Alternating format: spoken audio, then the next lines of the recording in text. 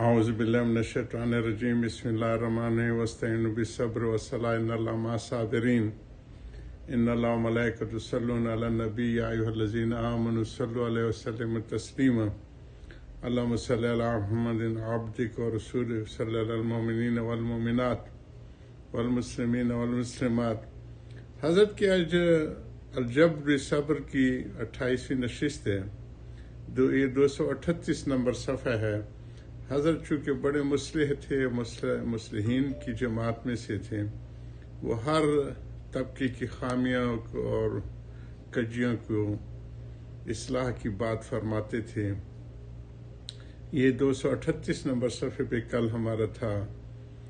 جو بگڑے ہوئے مولوی ہوتے ہیں یا ابھی کوئی نئی دستر بندی کر کے فتوی بازی کا شوق ہوتا ہے اور غیر تربیت یافتہ ہوتے ہیں، ان کی وہ ہے. اس وقت تو خیر القرون کے قریب زمانہ تھا، کم تھے، لیکن اب دن بدن یہ مصیبت بڑھتی جا رہی ہے.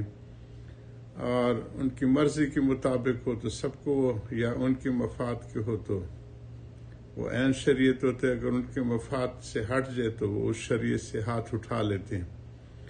اسی پہ کل گفتگو ہوئی تھی. ہمارے وابڈا کی کینال کے ساتھ زمین پہ قبضہ ہوا تھا، بہت بڑا قبضہ کرنے والے بھی بہت نیک لوگ تھے، کہتے تو نیک تھے، لیکن پھر ہمارے ہاں یہ ایک مصیبت ہے کہ سرکاری زمین کو قبضہ کرنا، پانی اور بجلی کی چوری کرنا، اس کو ہمارا آج دیندار طبقہ بھی برائی نہیں بتا رہا اور اس کے اوپر کچھ آواز بھی نہیں اٹھا رہا، بلکہ کوئی آواز اٹھاتے تو اس کے آواز کو گلا گھونٹا جاتے، دبایا جاتے. تو حضرت ہمارے نے بہت مضبوط موقف اختیار کیا تھا اور حضرت وہاں نہیں جاتے تھے.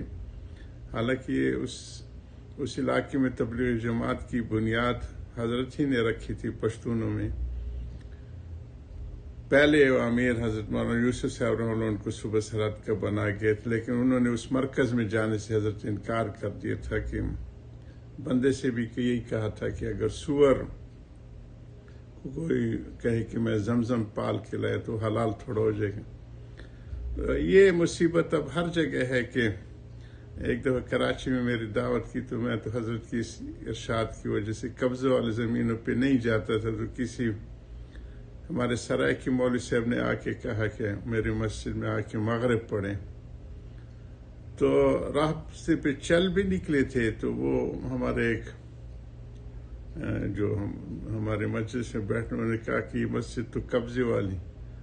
تو میں راستے سے واپس آ گیا. وہاں راستے میں ایک مسجد میں نماز پڑھ لی تو انہوں نے کہا نہیں، بس صرف وہ باتھ رومز والی زمین قبضہ کیا، مسجد نہیں ہے. تو یہ چیزیں تو ہمارے ہاں بہت مصیبت ہے جی، کہ کہیں پہ بھی خالی زمین دیکھ لی، پہلے کچھ وہاں پہ اینٹیں رکھ دیتے ہیں، پھر نماز شروع کرتے ہیں، پھر اس میں چٹائی بچھا دیتے ہیں، پھر وہ جیسے حضرت فرما رہے ہیں کہ یہ تو مدرسے نہیں، اب تو کارخانے میں. حضرت کی علومت کا ارشاد ہم پڑھ رہے ہیں جی پچھلے نشستوں میں. تو یہ تو اب انڈسٹری کی شکل ہو گئی ہے. ان کی جو ہے 6 پھر گھر ڈیفنس میں، اور جو ہے بلٹ پروف گاڑیاں، اور پھر بینک اکاؤنٹس کا جو حساب ہوتا ہے. ابھی قریب ایک مولوی صاحب کو تو کتنے 8 ارب کا، اور ان کے آپس میں بیٹوں کا جھگڑا ہے. تو یہ تو واقعتاً انڈسٹری کی شکل ہو گئی. تو اس قسم کے مولویوں کی حضرت باتیں کر رہے ہیں کہ جو شریعت کا حکم ان کی مرضی سے ٹکراتا ہے تو وہ کہتے ہیں یہ شریعت ہمیں بھی نہیں چاہیے. تو فرمائے تھے کہ یہ 238 کا حضرت کا واز شروع کرتے ہیں. تکلیف دہ حالات ہیں، بڑھتے جا رہے ہیں. قرب قیامت کے زمانہ ہے، خیر القرون سے دوری ہے. ایک طالب علم نے گاؤں میں جا کر واز کہا اور یہ کہا کہ بے نماز سور اور کتے کی مثل ہم. یہ اس پہ ہم کافی یہ کر رہے تھے تو حضرت فرما رہے تھے کہ تعویل کا دروازہ جو ہے پھر وہ خود بدلتے نہیں، بدل دیتے قرآنوں کو. ان کے ہاں پھر اپنے دفاع کے لیے بہت تعویلیں نکل آتی ہیں.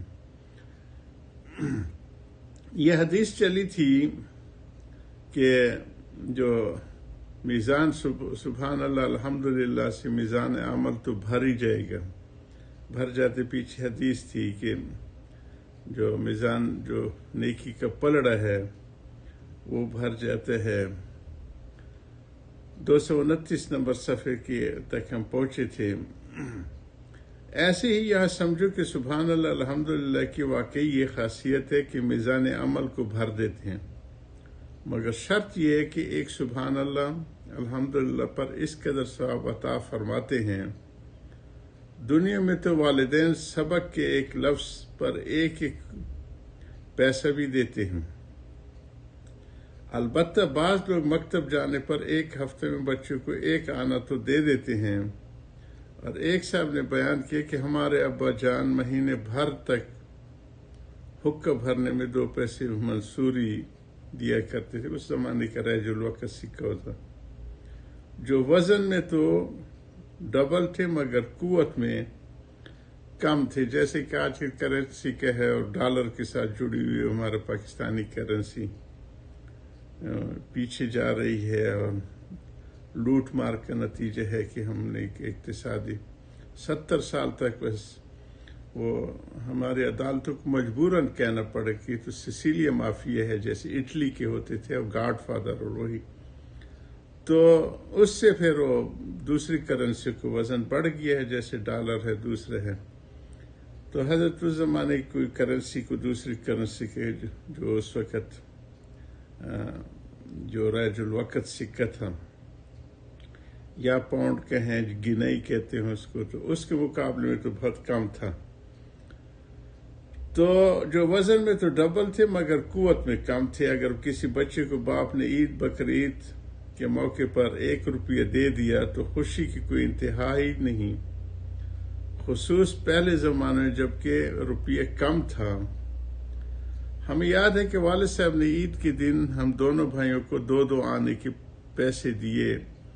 اس وقت روپے کے جو ہے نا 16 آنے ہوتے تھے اور اس کے 54 ہوتی تھی، 8 آنے ہوتے 58 ہوتی تھی۔ اس میں جو ہے اس سے پہلے پیسہ اور دھیلا وغیرہ ہوتا تھا، جس کے ہمارا ایک لیڈر صاحب کہتے کہ دھیلے کی کرپشن بھی، جبکہ ان کے چپڑاسیوں کے جو ہے اب بینکوں سے حساب دینے کے لیے تیار نہیں ہیں، چپڑاسیوں کے بھی اکاؤنٹ میں جو ہے اربوں کا، تو یہ وہ دھیلا پیسہ اس زمانے کی چیزیں تھی۔ ہمارے دادا صاحب نے فرمایا تھی کہ اس وقت بکرا جو اچھا خاصا وہ 5 روپے میں خریدا جاتا تھا، اب ان علاقوں میں شاید 500 تک پہنچ گیا ہے، 500 ریال تک۔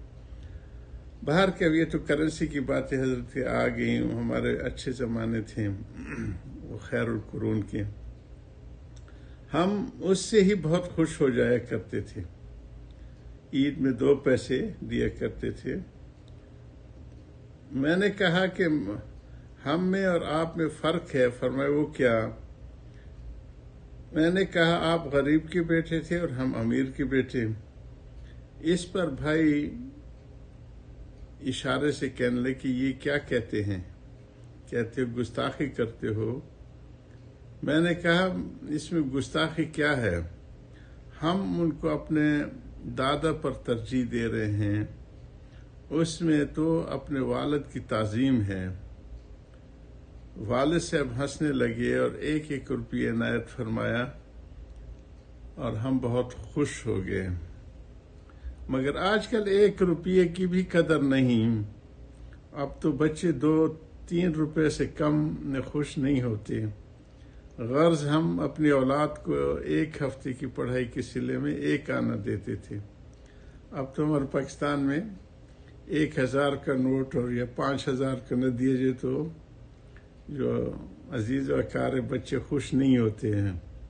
تو حضرت کے زمانے اچھے تھے کہ 2 آنے، اور ہم نے اپنے اولاد کے 1 ہفتے کی پڑھائی کے سلے میں 1 آنا دیتے ہیں، اور یہ بھی سب نہیں دیتے بلکہ بعض والدین ہی ایسا کرتے ہیں، اور اللہ تعالیٰ ایک سبحان اللہ کی عوض میں اس قدر دیتے ہیں کہ اٹھائے نہ اٹھے، یعنی وزن اتنا زیادہ ہوتا ہے کہ وہ اس سے مجھے ایک بات یاد آئی، حضرت کی ان باتوں کو جاری رکھیں گے. وآخر دعوان الحمدللہ رب العالمین. یا رب صلی وسلم دائما ابدا اللہ حبیبی خیر خلق کلہم.